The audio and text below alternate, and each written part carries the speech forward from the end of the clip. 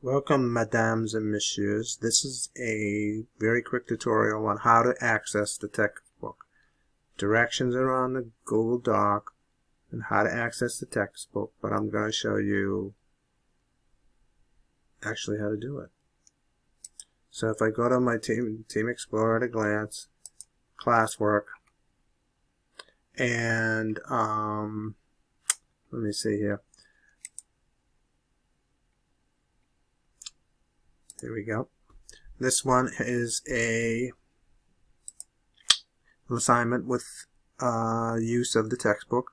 So here is the link that is on the document for an assignment.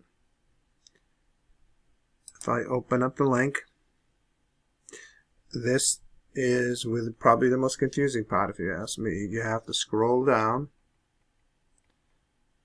to World History and then click on Direct Access Great Civilizations. Once you're there, you click on the English e-edition,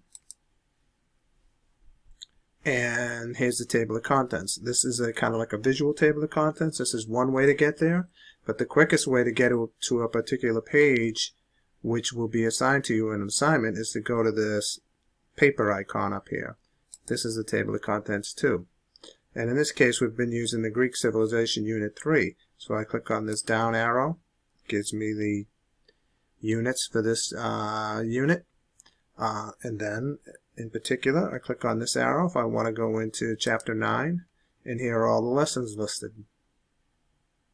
So I would go to, in this particular case, when I'm making this video, this is the last assignment. Click on it, and it takes me directly to the page. So that is how you access the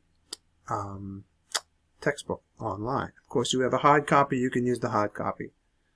Don't forget, you can use audio, which will read all the text to you. You can modify the text by clicking on this. It changes the wording a little bit.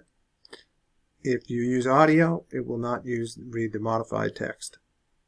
It will read the original text.